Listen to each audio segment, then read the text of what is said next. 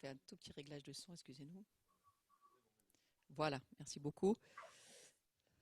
Alors, on sort d'une Pentecôte, évidemment, nous, on y croit fort, comme vous tous, que c'est pas l'homme qui fait ça, mais c'est Dieu qui fait ça. Et Dieu, il veut faire des miracles dans nos vies. C'est sûr que lui, il attend que ça. Donc nous, on est juste tout prêt pour qu'il fasse tout ce qu'il souhaite faire, ligne ou pas ligne, présence ou pas présence. Dieu, lui, c'est une présence partout, présente, là où on l'attend, là où on l'accueille. Alors, on va démarrer un peu vite parce que j'ai plein de trucs à vous dire. Donc, on va démarrer par une première diapo qui nous montre quelque chose que j'avais envie de vous montrer comme ça, d'une façon très simple. Une image, des fois, ça vaut des tas de paroles. Alors, j'ai un petit nombre d'images à vous montrer. Voilà, vous voyez. Alors, bon, tu peux accueillir Jésus dans ton foyer avec des chaussettes, pas des chaussettes, vers ton feu. Vers le feu, ça représente ton cœur. Alors, tu as envie de réchauffer parfois ton cœur dans cette saison. Mais je veux te dire une chose, je veux vous dire une chose, la génération qui écoutait là, Dieu cherche un foyer et c'est toi qui cherches. Il cherche une maison. Dieu, il a depuis toujours eu ce désir incroyable de vouloir vivre chez nous. Et donc, il y a quelque chose qui se passe qu'il faut bien comprendre. On est créé pour une connexion de cœur. Dieu, il cherche des cœurs. Et quand il te dit qu'il cherche une maison, il va rentrer dans ta vie, mais comme on l'a dit tout à l'heure dans l'adoration, il veut aller plus profond, il veut aller vraiment très très près de toi, jusqu'à ce qu'il trouve vraiment les battements de ton cœur. Alors Dieu, tu vois qu'il parle avec l'homme. La Bible, elle est très claire sur ce sujet. Dieu parle à l'homme et il parle aussi, l'homme, il parle aussi avec Dieu. Et puis Dieu, il parle avec la femme. Et la femme, eh bien, elle parle aussi avec Dieu. Et je voulais juste te dire aujourd'hui que Dieu, il parle avec toi. Et parle-lui. C'est un des conseils que j'aimerais te donner. C'est pas toujours été facile ce temps de confinement. On était parfois un peu trop les uns sur les autres, parfois trop tout seul, parfois pas de parents, parfois trop de parents.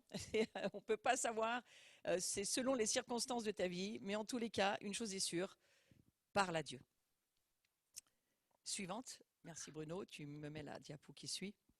Il aime sa famille. Dieu, il cherche un cœur, mais il cherche sa famille. Donc toute sa famille, c'est plein de cœurs réunis.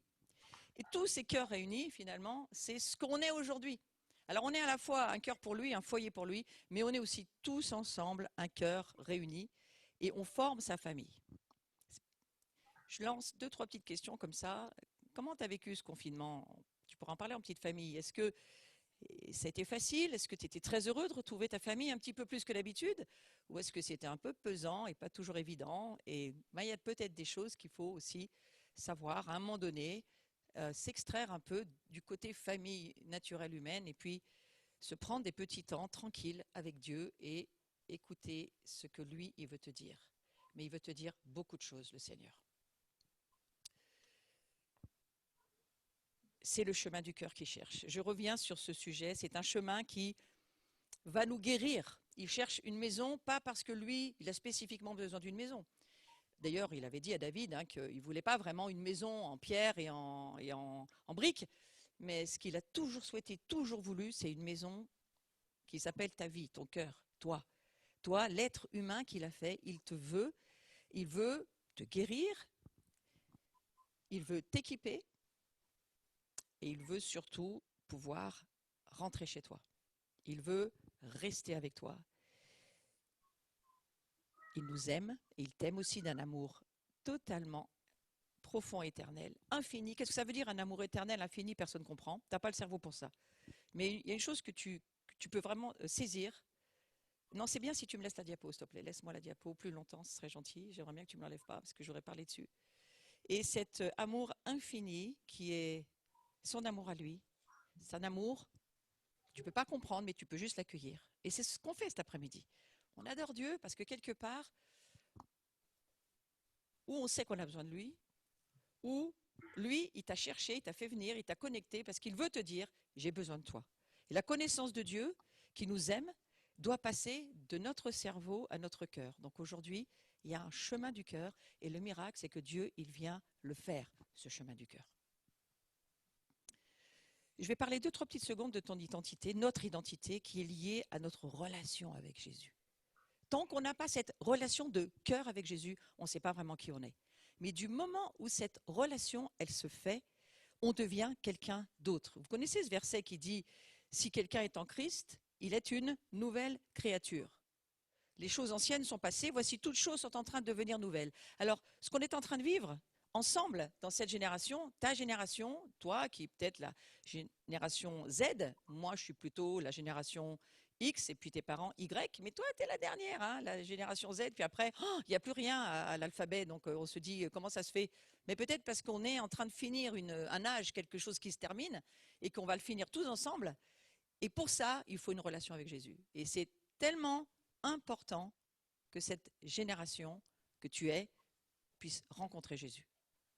Alors, on peut être, oui, la suivante, on peut être unis à Dieu en Jésus-Christ et donc vivant spirituellement. Il nous faut une génération vivante. Être en vie, c'est être en relation avec Jésus. Comment on est en relation avec Jésus? En ouvrant son cœur, en lui parlant, en l'écoutant, en lui donnant nos péchés, parce qu'on en a tous plus ou moins qui traînent quelque part. Mais ce n'est pas tant le péché qui gêne Jésus. Ce qui gêne Jésus, ce qui le rend triste, c'est quand tu n'arrives pas à lui donner justement ce qu'il y a dans ton cœur et ce qu'il y a dans ta vie. Et ce qu'il cherche, lui, c'est juste à venir t'aider. Il cherche à avoir une relation avec toi. Le mot relation, cette saison, est quand même assez explicite. Hein. Vous voyez, on est en connexion là. Est-ce qu'on est en relation? Relation humaine, relation physique. Alors, vous, les 10 là-bas, vous avez beaucoup de chance hein, à Valence, chez Céline et Mickaël, parce que vous êtes en proximité. J'ai même vu qu'il n'y avait pas de distanciation sociale. Donc, on s'aime tellement qu'on se câline. Mais pour certains, on est sur des fenêtres, on est loin, on est connecté. Hein. Alors, les connectés tout seuls, là, c'est quoi la relation? Ben, c'est une relation spirituelle. Et j'ai juste un petit mot à te dire, là, aujourd'hui. Les réalités spirituelles, elles sont plus vraies que les réalités dans le naturel. Donc, les réalités spirituelles, en fait, tu es peut-être seul dans ta chambre, mais tu es tellement en Jésus. Jésus est tellement là, tu as vraiment une relation avec lui. Et la chose qu'il faut, c'est croire ce que Dieu te dit, qu'il est en relation avec toi. Et que même si tu ne le vois pas, tu ne le sens pas, tu le sais et ça devient vrai. Et c'est ça que Jésus propose à chacun de nous, hein, cette relation, le fait d'être unis à Jésus, c'est juste de comprendre que lui et toi, c'est une relation au coin du feu, hein, au fond de notre cœur.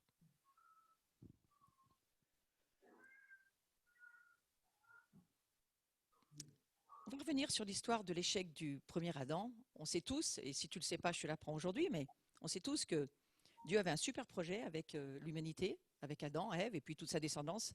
Dieu avait un super projet d'une super vie relationnelle harmonieuse. Alors pour certains, vous avez réussi à le retrouver dans le confinement. Pour d'autres, vous le cherchez encore. Vous n'avez pas vraiment vécu ça comme un super jardin d'Éden fleuri, harmonieux avec toute la famille. Laisse-la moi. Mais en tous les cas, il y a un échec qu'on subit aujourd'hui parce que Adam et Ève, à un moment donné, ils n'ont pas gardé leur relation et ils ont écouté le diable, ce qu'on fait quand même assez souvent la plupart d'entre nous, et ça a en tous les cas séparé l'humanité d'avec Dieu. Bonne nouvelle, Jésus vient pour nous dire, moi je reviens tout remettre exactement comme c'était avant. Donc c'est intéressant de se dire que oui, on subit d'une certaine manière la séparation d'avec Dieu, on subit ce confinement hein, d'une certaine manière, on subit le fait de ne plus pouvoir voir les copains, on subit de ne plus pouvoir avoir de relations les uns et les autres physiques, on va dire dans le monde naturel. Mais Jésus, lui, vient tout réparer. Il vient dire, moi je viens et je vais te remettre une connexion Internet de fou. C'est une relation éternelle, infinie. Celle-ci, personne ne peut la couper. C'est moi avec toi, moi dans ton cœur. Et cette connexion-là, on peut super bien la comprendre dans les jours qu'on vit. Parce qu'on se dit, ah ouais, connexion, d'accord. Alors, connexion vraiment formidable. Wi-Fi, 5 sur 5. Jésus, il est mon identité. La relation avec Jésus, c'est mon identité.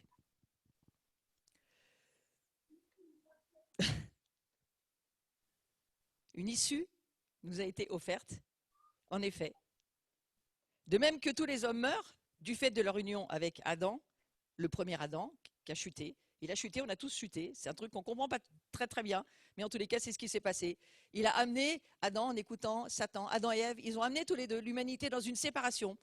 Confinement, on aurait pu finir dans un confinement éternel avec les ténèbres. Ça n'aurait pas été cool. Hein. Et de ce fait, par Jésus, tout le monde est ramené à la vie. Pourquoi? Parce qu'il a remis la connexion Internet super. Il a remis cette super connexion. Moi, ça m'a tellement parlé de vous parler de cette histoire de relation connectée, parce qu'au fond, on sait quand on est connecté, on sait quand on est connecté à quelqu'un par les ondes, hein, comme là, on se voit sur des écrans, mais même si on ne se voyait pas, tu entendrais ma voix, parce qu'on aurait décidé d'avoir une connexion ensemble. Eh bien, avec le Seigneur, c'est la même chose. On entend sa voix et on sait qu'on est connecté. Ça aussi, c'est un signe. Il faut bien s'en rappeler. On entend sa voix. Tu peux me remettre la même diapo?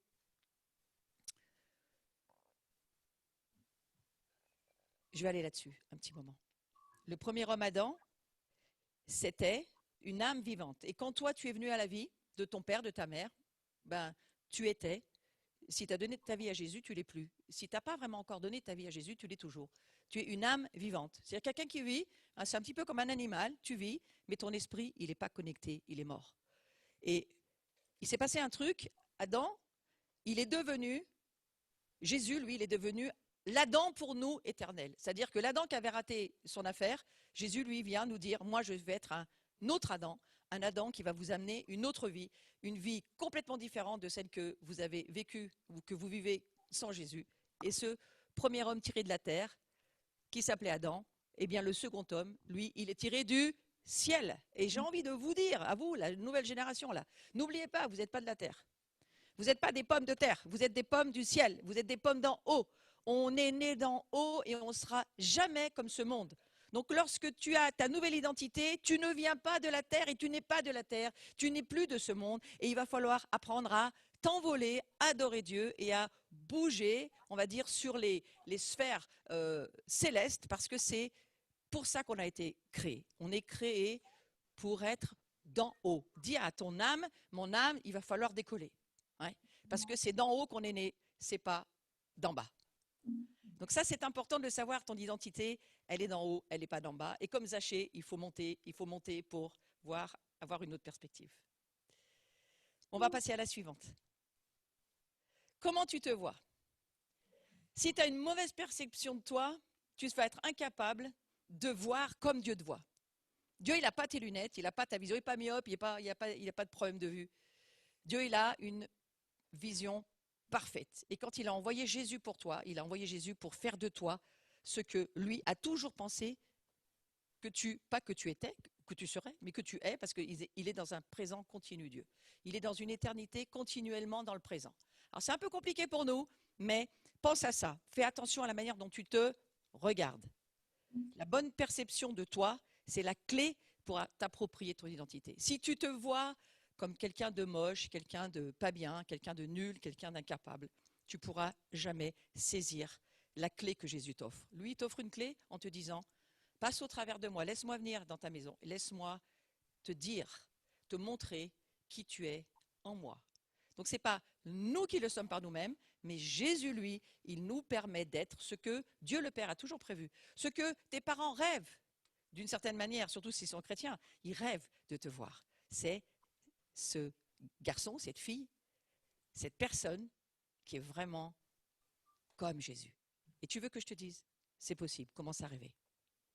Le dernier Adam, donc ce Jésus-Christ dont je te parle, celui qui vient pour t'enlever tout le côté ténébreux, celui qui te débarrasse de cette nature de péché, de ce pécheur que on te dit parfois que tu es, mais tu n'es plus un pécheur si tu as donné ta vie à Jésus.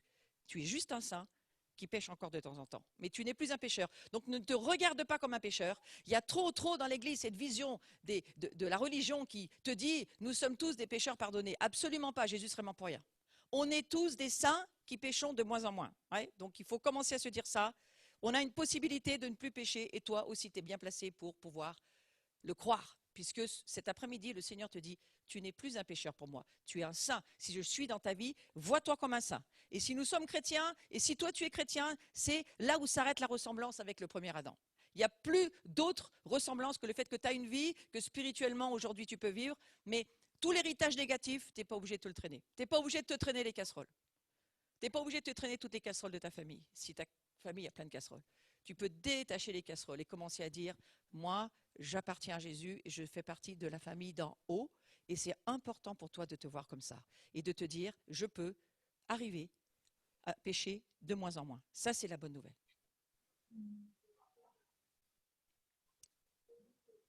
Découvrons à quel point nous sommes différents en Jésus-Christ. En effet, ceux que Dieu a connus d'avance, il les a aussi destinés d'avance à devenir conformes à l'image de son Fils, afin que celui-ci soit l'aîné de nombreux frères. Nous sommes cette famille. Et si nous avons donné notre vie à Jésus, Nous faisons partie de cette famille de nombreux frères de Jésus. Et il nous a destinés à être cela. On a dit oui, mais c'est quand même lui qui nous a, ça va, laisse-le, qui nous a proposé. Alors regardez, être en Christ, c'est quoi? C'est recevoir une nouvelle identité. Bzzz, moi j'aime assez ça, ça fait laser. Et comme tous meurent en Adam, de même aussi tous revivront en Christ. Donc, le fait de donner notre vie à Jésus fait que on a une autre vie, une vie d'en haut, c'est plus une vie d'en bas, une vie qui mourra plus jamais. Tu mourras pas si tu as Jésus. Tu auras des difficultés, tu auras des douleurs comme tout le monde, tu traverseras des maladies, tu traverseras des temps difficiles, mais tu reçois une identité d'en haut et ça te permet de commencer à croire ce que Dieu te dit, parce que tu vas voir à la fin de mon PowerPoint, j'ai plein de projets à te dire de la part de Dieu. On avance. Il y a 3 vérités fondamentales et je veux te les apporter cet après-midi parce que tu as toutes les vacances pour y penser. Et c'est tellement important, il y a tellement peu de gens qui le savent. Notre position en Christ, qu'on soit grand, petit, quel que soit notre âge, il faut savoir qu'est-ce qui se passe quand on est positionné, c'est-à-dire qu'on a donné notre vie à Jésus, Jésus il vit chez nous et que quelles que soient nos difficultés, il y a des vérités qu'il faut savoir. Alors on avance. Si quelqu'un est en Christ, je l'ai lu tout à l'heure, donc, il est une nouvelle créature. Ça veut dire quoi? Ça veut dire qu'il a une naissance d'en haut qui s'est passée. Il faut que tu penses à ça. Le jour où tu as donné ta vie à Jésus, ou si tu vas donner ta vie à Jésus aujourd'hui, il y a une naissance spirituelle qui est tout aussi, si ce n'est pas la plus importante même que ta naissance dans le naturel. Mais enfin, pour naître spirituellement, il fallait naître quand même déjà dans le naturel. Hein. Donc la première naissance était importante, mais ce n'était pas l'essentiel. L'essentiel, c'est de naître spirituellement d'en haut. Donc tu as une nouvelle naissance. Et puis tu as donc une nouvelle identité, puisque Jésus, il échange sa nature contre la tienne. Lui, il est saint, toi, tu es pécheur. Et quand tu donnes ta vie à Jésus, tu prends sa nature de saint et tu lui refiles ta nature de pécheur. Donc ta nature de pécheur, elle n'existe plus pour toi. Tu ne dois plus te voir comme cela. Et puis le troisièmement, si tu peux me remettre la diapo, Bruno, la dernière petite chose très importante, moi je le sais, mais je voudrais que tu le lises avec moi, tu as un nouveau nom. Eh ben oui, tu es quelqu'un d'autre. Donc tu as un nouveau nom et l'Apocalypse nous dit qu'il y a un nom qui est marqué sur notre front. Et ce nom-là, Jésus, lui, il le connaît et tu le découvriras le jour où tu verras Jésus face à face. Mais en attendant, il faut savoir que ta nouvelle identité en Jésus, cette nouvelle personne que tu es en Jésus, elle te donne ces 3 choses qui sont vraiment des notions fondamentales à connaître. Tu es une nouvelle vie, tu as une nouvelle naissance, une nouvelle identité et un nouveau nom. Waouh, est-ce que c'est pas formidable? On avance.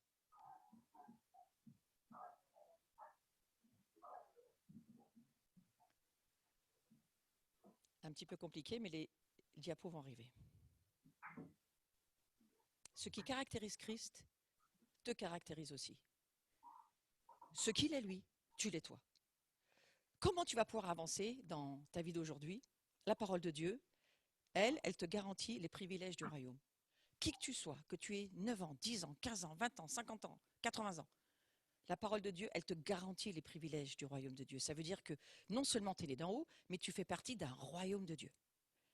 Plus nous affirmons qui nous sommes en Christ, plus notre comportement commencera à refléter notre vraie identité. Donc pour cela, et ça c'est quelque chose que je veux te dire pour cette saison, ce confinement, ce temps, enfermé chez toi, enfermé sur toi, c'est la même chose. Hein.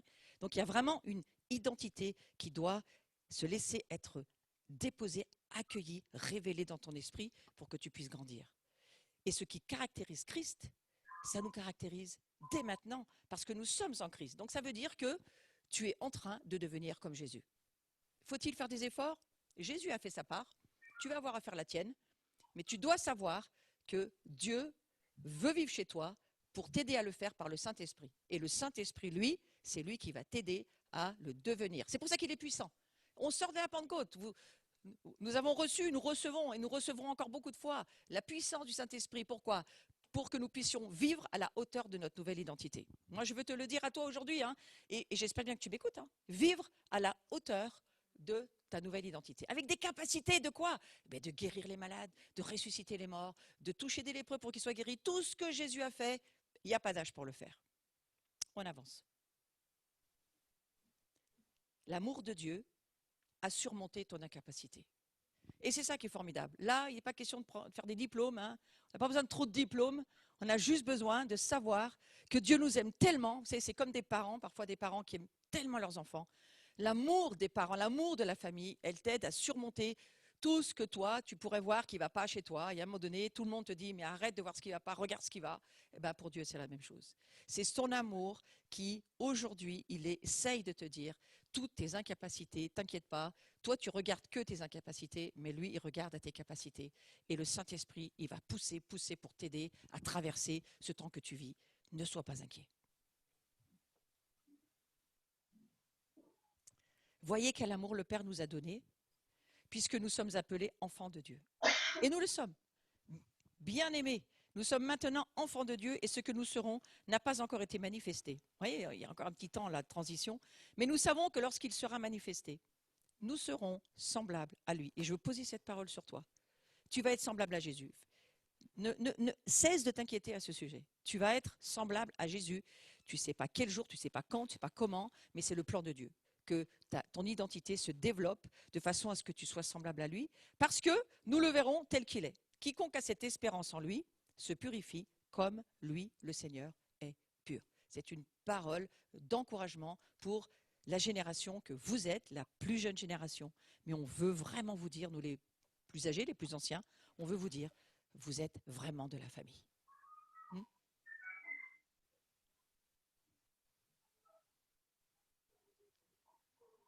Alors, attention à un petit truc, hein, notre Père qui est aux cieux, dont je parle à ceux qui vivent dans les cieux, mais qui sont quand même sur la terre, nous ne servons pas Dieu pour gagner son acceptation. Fais pas les choses pour plaire à Dieu, tu lui plais déjà. Mais c'est parce que tu es accepté, c'est parce que Dieu t'aime comme tu es, que tu peux le servir, que tu peux faire tout ce que tu as dans ton cœur de faire, qu'il te demande de faire. Tu le fais simplement parce qu'il t'aime. Un petit peu pareil avec la famille, hein. Fais pas les choses à la maison pour plaire à tes parents. Je vais dire un truc, hein, c'est vraiment pas un secret, hein. Tes parents, ils t'aiment pas pour ce que tu fais. Tes parents, ils t'aiment pour ce que tu es et ils veulent t'encourager dans ta vie. Et Dieu, c'est exactement la même chose.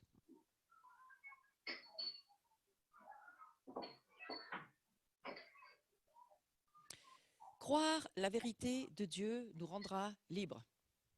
Alors, on va croire ensemble ce que Dieu dit à notre sujet, à votre sujet. Et pour ça, pour avoir une vie victorieuse, il faut croire ce que Dieu dit.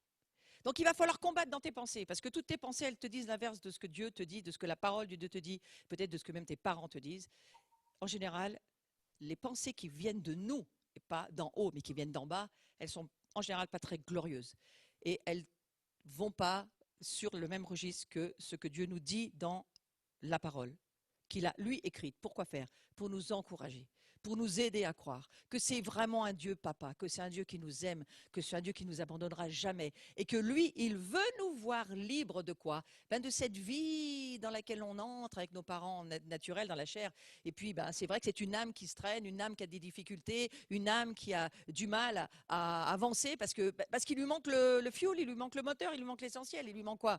Ben, il lui manque l'Esprit de Dieu à l'intérieur de lui pour le faire avancer. C'est exactement comme une voiture. On est fait pour avoir l'Esprit de Dieu en nous. Et si on n'a pas l'Esprit de Dieu, c'est très compliqué pour vivre. Mais comme je me dis que la plupart de ceux qui m'écoutaient, vous avez le moteur en vous, sauf qu'il faut mettre aussi dedans de l'essence pour que ça marche, hein. Et donc l'essence, c'est lire la parole de Dieu, commencer à prier, commencer à bouger, faire des choses. Et c'est à partir de là où le moteur il se met en marche, hein. Il faut aussi prendre la clé, hein, et faire démarrer le moteur. Mais une des choses essentielles, il faut penser comme Dieu pense. Et vous savez que là où Satan vous attaque, c'est entre vos deux oreilles. La guerre civile, hein, les gilets jaunes, ils sont entre les deux oreilles. Et c'est là où ça bouge.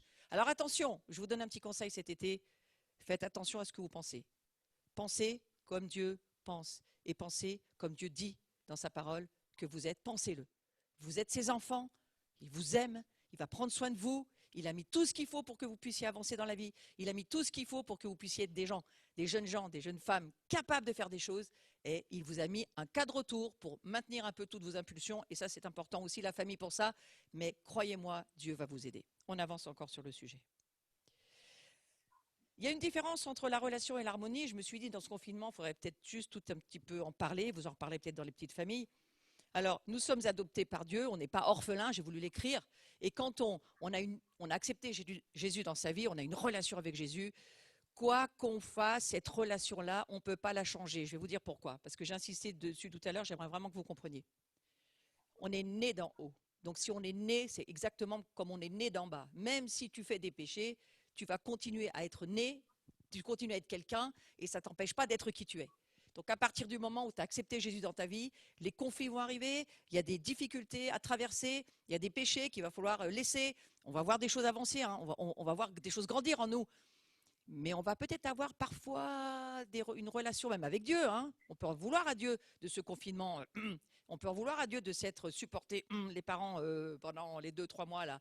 On peut avoir plein de trucs sur nous qui nous, hein, je parle à votre place et je me dis il y a plein de trucs quand même qui sont même moi, hein, je parle à ma place, hein. Et il y a plein de trucs très sincèrement. Et moi je dis à Dieu là, c'est pas très cool cette situation. Moi il m'a dit cette situation c'est pas moi, c'est le diable qui envoie les maladies, qui envoie les pandémies. Mais c'est quand même laissé par Dieu. Alors, on va se prendre une chance de faire quelque chose d'intelligent avec ce qu'on est en train de vivre. Et faire quelque chose d'intelligent, eh bien, c'est comprendre que ça ne change pas notre relation à Dieu, ce que nous vivons avec Jésus, mais c'est l'harmonie auquel il faut faire attention. C'est-à-dire la façon dont tu vis ta relation, il faut essayer de la vivre le mieux possible. Donc, je vous donne un conseil par rapport à tous les jeunes, les relations que vous avez eues avec vos parents, la façon dont vous traversez ce moment, même ce déconfinement qui n'est pas toujours évident, hein, la façon dont les circonstances de vie aujourd'hui, c'est pas facile, c'est pas simple. Mais il y a une chose, attention, vous n'êtes pas orphelins, vous êtes des enfants du ciel et famille chrétienne ou pas famille chrétienne, vous avez une responsabilité. Gardez une bonne relation les uns avec les autres. Gardez une bonne relation, gardez une relation harmonieuse. Donc, gardez une connexion sympa avec ceux qui sont autour de vous, parce que ça, c'est vraiment important pour ressembler à Jésus. Maintenant, sachez une chose, je veux dire à ceux qui se condamnent, à ceux qui s'accusent, à ceux qui s'en veulent, de tout ce qui... Vous condamnez pas, vous accusez pas. Demandez juste pardon à Dieu pour des choses qui ne vont pas que vous faites. Peut-être vous volez, vous mentez, mais ça arrive encore, hein. Les chrétiens, ils volent, ils mentent, hein, vous ne saviez pas. Mais ceci dit, je crois qu'il faut poser ces choses, peut-être dans la petite famille tout à l'heure, poser les mauvaises pensées, poser les ras-le-bol, poser les on n'en peut plus pour passer un meilleur été. Et passer un été en bonne harmonie avec pas seulement le papa d'en haut, mais aussi la famille d'en bas. Ça serait bien de le faire. Il me semble que j'avais besoin de vous le dire. Et là, je vais aller sur quelque chose d'un petit peu plus important. Regardez cette image, elle m'a beaucoup parlé et je l'ai mis plusieurs fois sur le PowerPoint parce que j'ai senti que là, Dieu, il me disait quelque chose, j'ai quelque chose à vous dire de vraiment important. Vous savez qu'on est dans un temps où vous avez aussi la responsabilité, eh bien, d'avoir des relations harmonieuses. Et les relations harmonieuses, c'est quoi? C'est même pas grâce à vous que vous allez les avoir, c'est parce que c'est Dieu qui l'a écrit dans le dernier verset de l'Ancien Testament ou du Premier Testament. Il y a l'Ancien Testament, moi j'appelle ça le Premier Testament, et puis il y a le Nouveau Testament, c'est la dernière partie du livre de la Bible que vous lisez de temps en temps. Et comprenez ceci, vous avez une responsabilité majeure, comme vos parents aussi.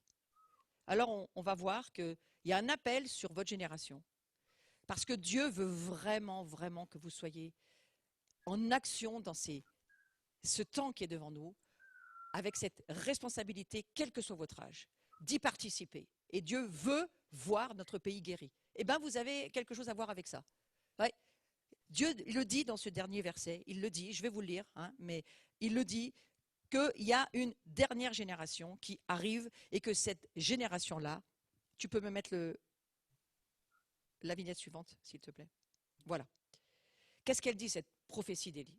Elle dit qu'il est vrai qu'Élie doit venir et rétablir toutes choses. Mais je vous dis qu'Élie est déjà venu, qu'ils ne l'ont pas reconnu et qu'ils l'ont traité comme ils l'ont voulu. De même, le Fils de l'homme souffrira de leur part. Les disciples comprirent alors qu'il leur parlait de Jean-Baptiste. Donc ici, c'est Jean-Baptiste qui arrive et qui dit, voilà, moi j'ai fait certaines choses avec l'esprit d'Élie qui était sur moi, mais il y a le dernier verset de la Bible qui dit que si les pères ne reviennent pas vers les fils et les fils ne reviennent pas vers les pères, il va se passer quelque chose d'extrêmement embêtant parce que le pays va être à la destruction. Alors vous avez une immense responsabilité de garder de bonnes relations avec vos parents et d'être responsable, on va dire presque, moi je me mets dedans, hein, on est tous responsables de faire que notre pays puisse accueillir la présence de Dieu. Tu peux mettre la suivante? Malachie, voilà, c'est le dernier verset dont je voulais vous parler. Je vous enverrai Élie le prophète avant que le jour de l'Éternel arrive, ce jour grand et redoutable. Vous savez que Jésus revient quand même, hein. Il ramènera le cœur des pères à leurs enfants et le cœur des enfants à leurs pères, de peur que je ne vienne frapper le pays d'interdit. Ça veut dire de peur que je détruise votre pays parce que j'en ai marre de voir que ça ne fonctionne pas. C'est ça en gros que Dieu dit. Et je crois qu'il est en train de dire à nos 3 générations, la mienne, celle de vos parents, moi, je suis plutôt grand-parent, les parents, puis vous êtes la génération sur laquelle vraiment Dieu compte. Et vous voyez, cet arc-en-ciel que j'ai vu, je me suis dit, mais ce jeune-là, c'est vous. Cet arc-en-ciel, c'est Dieu. Et l'eau, c'est l'Esprit Saint. Et il y a quelque chose que Dieu veut faire avec vous, et quelque chose qu'il veut marquer sur vous, c'est comprenez que Dieu a besoin de vous. Et que cette prophétie d'Élie, quelque part, il faut comprendre qu'il compte sur vous pour les relations avec les pères et les mères, réconciliation familiale, on va y aller. J'avance un petit peu plus vite parce que le temps passe, je vois. Dans le cœur de Dieu, la venue du Seigneur est profondément connectée à la réconciliation familiale. C'est pour ça qu'aujourd'hui, je voudrais poser cette parole sur vous. Vous avez une identité, vous êtes né d'en haut, vous savez qui vous êtes, vous savez que vous allez avoir avancé avec Dieu pour faire quoi? Il y a quelque chose d'important, un nœud à délier. Et Dieu, il a envoyé Jésus pour que nous, on ait la capacité de pouvoir faire notre part, votre part à vous. C'est cet esprit d'Élie qui revient, qui se met déjà sur nous et qui va nous aider à cette réconciliation familiale. Ma relation avec Dieu, elle est définitivement fixée quand je suis né dans sa famille. Je vous l'ai expliqué tout à l'heure. Vous êtes né d'en haut, vous avez une relation avec Dieu, vous êtes né de la famille de Dieu. Plus jamais personne ne peut vous faire partir de cette famille. En réalité, nous sommes liés à Dieu par notre naissance spirituelle. Rien ne peut changer ce lien de sang. Je voudrais vraiment mettre ça dans votre cœur, les jeunes. Rien ne peut vous séparer de Dieu. Rien. Vous êtes nés, vous avez une vraie naissance spirituelle. Et donc, rien ne peut changer cela. Même si vous avez des difficultés d'harmonie avec Dieu ou peut-être avec Jésus des fois, ou même avec le Saint-Esprit des fois. Ce n'est pas toujours évident. Mais nos efforts pour grandir et atteindre la maturité ne doivent pas se concentrer sur notre relation avec Dieu. Donc arrêtez de prier « Seigneur, ne m'abandonne pas » ou « Seigneur, aime-moi » parce qu'il ne vous abandonnera jamais, il vous aimera toujours. Changez vos prières. Maintenant, il faut passer à autre chose. Il faut passer à simplement croire que c'est vrai. Et là, vous avez grandi par rapport à hier. Il y a un amour sincère pour Dieu qui suffit. Donc la seule chose que Jésus te demande, que Dieu te demande, le Père te demande au ciel, on ne peut rien faire pour être plus enfant de Dieu qu'on ne l'est, et on ne peut rien faire pour être plus né qu'on est né, puisque vous êtes déjà né. Regarde dans ta vie naturelle, tu ne peux pas revenir dans le ventre de ta mère, et comme dit Zachée, comment on fait Non, non, c'est pas Zachée, c'est... Nicodème. Non. Nicodème. Jean 3, quand il dit, est-ce qu'il faut que je rentre dans Nicodème? Est-ce qu'il faut que je rentre dans le ventre de mon père? De ma mère, pardon, Nicodème. Est-ce qu'il faut que je rentre dans la vie parentale? Est-ce qu'il faut que je rentre dans le ventre de ma mère pour renaître? Et non, mais non, mais non. Il dit non, non. Jésus dit non. Non, non, mais je te parle pas de ça. Je te parle d'une naissance spirituelle. Ben moi, je te parle la même chose. Je te parle d'une naissance spirituelle. Je voudrais vraiment que tu saisisses que tu es né spirituellement, que ta naissance spirituelle, tu peux rien y faire. Tu es né. Maintenant, ça y est, tu fais partie de la maison de Dieu. Alors, qu'est-ce que Dieu va faire maintenant? Il va pousser sur toi. Il va pousser sur toi. Il va te dire, crois-moi, crois que je t'aime, crois qui tu es, crois dans ton identité, parce que maintenant, je vais avoir besoin de toi. Vous êtes la nouvelle génération dont Dieu va avoir excessivement besoin. On avance. Faites partie de l'équipe de construction. Juste un petit conseil pour traverser l'été, traverser ces mois qui viennent là. Faites attention à ce que vous dites. On est l'année de la parole. On est une année où il faut parler tout ce qu'on a à dire, à proclamer cette année. Croyez-moi, ça va s'accomplir. Donc, proclamez qui vous êtes vraiment, Jésus. Proclamez des choses positives. Pensez à des choses positives. Avancez dans votre être intérieur avec l'idée qu'il faut communiquer aux autres, aux frères, aux sœurs. Là, je m'adresse aux frères, aux sœurs qui vivent toute la journée les uns sur les autres. Balancez-vous des paroles de grâce et pas des paroles de « on avance ». C'est un petit conseil que je vous donne. Peut-être à poser aussi dans la petite famille s'il y avait besoin de quelques petits pardons. Mais vous êtes une génération dernière, très important. On va lire ce psaume 78. Ce que nos pères nous ont raconté, ce que nous avons appris d'eux, nous ne le cacherons pas à leurs descendants. Nous redirons aux fils qui se lèvent les bienfaits, les merveilles de Dieu, pour qu'à son tour, cette génération se lève et les raconte à leurs fils. Et au verset 7, c'est ce qui m'intéresse de poser sur vous cet après-midi. Ainsi, de génération en génération, jusqu'à la génération dernière, pour que la génération dernière, c'est de vous dont il s'agit, ne soit pas ce qu'a été la génération première. Là, le Seigneur est en train de dire, bon, les anciens, ils n'ont pas vraiment réussi, mais là, cette génération-là, j'aimerais bien qu'elle y arrive. Et moi, c'est ça que je voudrais prier pour vous aujourd'hui. Moi, j'y crois. Je crois qu'ensemble, cette génération dernière que nous sommes, mais vous êtes vraiment la génération dernière. C'est-à-dire, en hébreu, ça veut dire futur. Dans beaucoup de traductions, c'est traduit futur, génération future. Mais vous êtes la génération future et la génération dernière, c'est le même mot en hébreu. Et une génération, les anciens, ils ont été indociles, rebelles, leur cœur n'a pas été droit et ça s'est mal passé. Mais je crois que sur la génération que vous êtes, que nous sommes ensemble, mais je m'adresse à vous les plus jeunes aujourd'hui, je crois que vous êtes vraiment appelés et choisis pour que quelque chose se passe avec vous. Et je vais vous dire ce que j'ai compris. On avance. C'est ce que j'ai compris aussi. Bien sûr, pas que moi, hein, mais je vous en parle cet après-midi. Le psaume 78, il avertit que cela soit écrit pour la génération dernière. Qu'est-ce qui a été écrit? Il a établi un témoignage en Jacob, il a mis une loi en Israël, il a ordonné à nos pères de l'enseigner à leurs enfants, pour qu'elle fût comme connue de la génération future, c'est-à-dire de vous, des enfants qui naîtraient, et que devenus grands, ils en parlassent à leurs parents. Hein, c'est des temps un petit peu bizarres, mais c'est français quand même. Afin qu'ils missent en Dieu leur confiance et qu'ils n'oubliassent pas les œuvres de Dieu et qu'ils observassent ses commandements. Bon, c'est des temps un peu anciens. J'ai essayé de trouver une autre traduction, c'était un peu compliqué. Mais ce que Dieu veut essayer de vous dire, c'est que vous êtes la génération choisie et que vous, avec nous, nous allons entrer dans le royaume messianique. La suivante, s'il vous plaît. Et le royaume messianique, regardez, qu'est-ce qui se passe avec Valence? Vous êtes toujours connecté avec Israël. Vous êtes toujours en train de vous dire, qu'est-ce qui se passe en Israël? Qu'est-ce qu'il y a en Israël? Eh bien, c'est parce qu'aujourd'hui, Israël, c'est le centre de toutes nos préoccupations. Et que vous, vous êtes la dernière génération, il va falloir, sachant qui vous êtes, connaissant votre identité, quel que soit votre âge, et les petits comme les grands, hein, eh bien, ce qui est arrivé au commencement arrivera au temps de la fin. Et il me semble qu'on est en train d'y arriver au temps de la fin. Et il y a une génération dernière qui entrera dans le royaume messianique. Ça veut dire quoi? Ça veut dire que toi, tu es né d'en haut, mais c'est quoi qui est en haut? Mais c'est un royaume. Mais c'est quoi ce royaume? Mais c'est un royaume messianique. C'est un royaume, il y a un Messie qui s'appelle Yeshua. Mets-moi la suite, s'il te plaît. Et ce Messie Yeshua, quelque part, eh bien, il va revenir en mettant ses pieds en Israël. Donc il faut quand même en être conscient. Et Satan, lui, c'est la mauvaise nouvelle d'aujourd'hui, mais il faut quand même en parler. Satan va tout faire pour empêcher la génération dernière d'entrer dans le royaume messianique. Vous voyez, autant la première génération, quand ils sont sortis d'Égypte et qu'ils ont voulu rentrer en pays de Canaan, Satan a mis le paquet et la dose pour que personne ne puisse arriver au pays de Canaan. Il n'a pas si mal réussi que ça, puisque finalement, à part Josué et Caleb, la deuxième génération, qu'il a fallu toute recirconcire, c'est la deuxième génération qui est passée dans le pays promis. C'est un petit peu compliqué pour certains, mais croyez-moi, c'est vrai. Par contre, là, ce qui est en train d'arriver, là, maintenant, là, avec cette pandémie mondiale qui nous tombe dessus, tout ce que vous entendez parler, le virus qui nous tombe dessus, la mort qui rôde, ben, c'est un petit peu ça qui s'est passé à la sortie d'Égypte aussi. C'est quoi? Ben, c'est Satan qui fait tout pour empêcher la dernière génération d'entrer dans le royaume messianique. Vous savez quoi? On va passer quand même. C'est ce que je voudrais vous dire.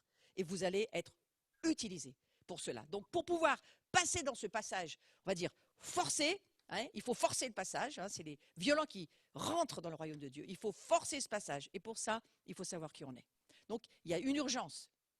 Il y a une urgence. Et je vous parle à vous les jeunes. Il y a une urgence de savoir qui vous êtes en Jésus. Qu'est-ce que Dieu dit à votre propos, à votre sujet, de qui vous êtes? Ces enfants, des enfants du royaume, des enfants d'en haut, avec des capacités, avec des dons surnaturels, avec la puissance de l'Esprit Saint. Vous allez pouvoir guérir les malades, chasser les démons. Vous allez faire ce que Jésus faisait, que moi je fais d'ailleurs d'une façon naturelle aussi, hein, mais il va falloir vous y mettre vous aussi. Parce que s'il n'y a pas de vision, le peuple, il se disperse dans toutes les directions et puis il ne sait pas où il va. Et aujourd'hui, à Valence, il y a une vision. Il y a une vision au travers de la DSL, d'Oasis, là-bas, avec Céline et Mickaël. Il y a une vision, il y a une vraie vision. Et il y a une vraie vision pour marcher dans la, pas micro-vision, mais dans la macro-vision. On continue. J'ai bientôt fini. Il y a une promesse de Dieu qui est source d'espérance. Et lorsque nous avons atteint la promesse, Dieu donne une autre promesse. Et la marche avec Dieu, c'est une marche de promesse en promesse. Donc, vous voyez, il y a des promesses qui sont mises sur votre chemin. Et ces promesses-là, il faut aller de promesse en promesse, de façon à ce que vous puissiez, petit à petit, marcher dans votre identité et continuer à faire ce que Jésus va vous demander. Paul a rappelé 3 vertus importantes auxquelles on ferait bien de faire attention dans ce temps de la fin. Quand tout s'effondre, il y a 3 choses qui restent. La foi, l'espérance et l'amour. La plus grande de toutes, on sait laquelle c'est. Hein, c'est l'amour. Donc cette importance de connecter votre pensée et de faire attention à bien vous rappeler Dieu vous aime. Apprenez à aimer les autres. Et lorsque vous aimez les autres, vous aimez aussi Dieu. Et ça, c'est vraiment l'important. Et ce qui est capital et qui est la volonté de Dieu pour ce temps, c'est l'espérance. L'espérance de ne jamais douter de ce que Dieu nous dit. Gardez l'espérance. Vous êtes une génération qui allait vivre de l'espérance. Et quand il est question d'espérance, il est question évidemment de la garder. On va passer à la suivante. Le signe d'espérance, c'est ce signe dans ce temps de la fin. Lorsque Dieu nous donne des signes d'espérance, le grand signe d'espérance, c'est que Dieu, dans ce temps, nous dit la résurrection de l'État d'Israël, voyez, ça s'est vraiment passé. Donc, je vais aller vous parler de ça parce que vous étiez censé faire ce camp avec les Israéliens, mais vous allez continuer à garder ce lien et vous allez continuer à rester collé, accroché à cette vision.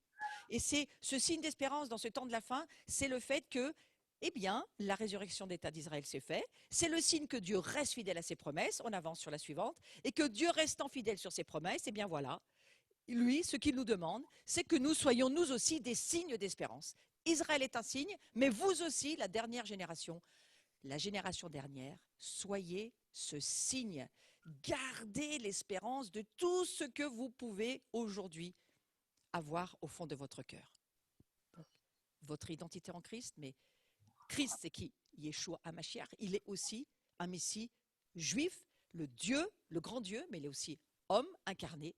Et ce signe de ce temps, moi je veux vous dire une chose, c'est vous. Vous êtes le signe. Vous êtes ceux qui êtes choisis pour être simplement des porteurs d'espérance, des porteurs de ce que Dieu dit dans sa parole, que autour de la table, toute la famille réunie, je vous rappelle qu'ils cherchent toujours un foyer, il n'y aura pas que les Français ou les Allemands ou les Italiens, il y aura Israël, il y aura toute la famille, et que nous, on veut croire que vous allez garder la foi, que même nous, les anciens, si on part, vous allez prendre le relais, vous allez être les témoins, et vous allez être les signes, et c'est vraiment quelque chose que je veux vous mettre sur le cœur, vous êtes le signe d'espérance pour Dieu. Toute une moisson va arriver. Il y a des gens qui vont chercher Dieu de partout parce qu'ils commencent tous à trembler, à avoir peur. Mais vous allez être de ceux qui n'auraient pas peur, qui n'auraient pas ces angoisses, ces inquiétudes, parce que Christ est en vous et que ce Christ qui est en vous, c'est lui qui va vous utiliser pour être le signe. Je vais avoir bientôt fini. J'espère que ça vous encourage. J'espère qu'il y a des amen, des alléluia, dans votre cœur. Ce n'est pas obligé de mettre des pouces de partout, mais j'espère que ça vous parle, que Dieu est celui qui doit nous parler. Vous voyez, j'ai commencé avec l'idée qu'il fallait parler à Dieu, qu'il fallait que tu parles à Dieu, et je vais finir avec cette idée que le portier, lui, ouvre et les brebis entendent sa voix. Il appelle par leur nom les brebis. Les brebis, c'est nous. Qui lui appartiennent, et il les conduit dehors, et c'est ça qu'il va faire avec toi.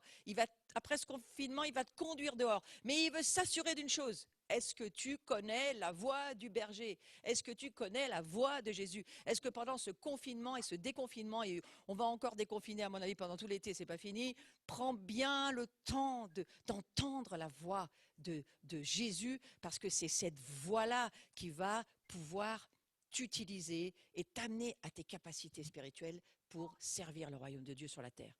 J'ai encore d'autres brebis qui ne sont pas de cette bergerie, et celles-là, il faut que je les amène. Elles entendront ma voix, il y aura un seul troupeau, un seul berger, donc ça c'est ce qui t'attend et ce qui m'attend, de s'occuper de celles qui ne connaissent pas Jésus. Mes brebis entendent ma voix, je les connais et elles me suivent. Il faut rester dans l'espérance. Il faut que nous débordions d'espérance dans un temps de désespérance, parce que nous savons que le Seigneur vient. Tu sais que Jésus revient. Tu sais que tu ne meurs plus jamais. Tu sais, quand tu es dans ton identité chrétienne posée, tu sais que la mort pour nous ne nous fait plus peur du tout. Il faut que tu apprennes tout petit à te dire: la mort ne nous fait pas peur, parce qu'un chrétien ne meurt pas, un chrétien s'endort. Mais nous, en attendant, on veut servir le grand Dieu. Voilà. C'était mon message pour aujourd'hui. Je ne sais pas si je suis dans les oreilles. En tous les cas, il faut que je vois la tête assez vide pour me dire si ça va ou pas. Parce que là, je suis dans un grand vide. Mais j'espère, je souhaite, cette génération que vous êtes, vous allez vraiment pouvoir être des compétiteurs remplis de l'Esprit de Dieu. Et nous, on va être là, on va vous pousser. Moi, je cours encore dans les nations, mais les jours où je ne pourrai plus, j'espère qu'il y en a d'autres qui me dépasseront. Et je souhaite que toute cette génération, cette dernière génération, X, Y, Z, surtout les Z, vous puissiez y aller à fond les ballons, hein, parce que Dieu compte sur toi. Amen. Amen. Et je J'espère qu'il crois y a 1000 que... questions qui vont être débattues dans les petites familles. Amen, Avec plaisir. amen, amen. Est-ce qu'on peut avoir un gros amen? Je l'ai en vidéo, moi, elle parle, mais je l'entends pas. Amen. Amen. Amen. Allez, c'est Paris, on vous entend pas. Ah, mais si, je dis moi. Allez, Moi aussi, je dis. un gros amen. Amen. Amen. Merci, un gros merci à Florence.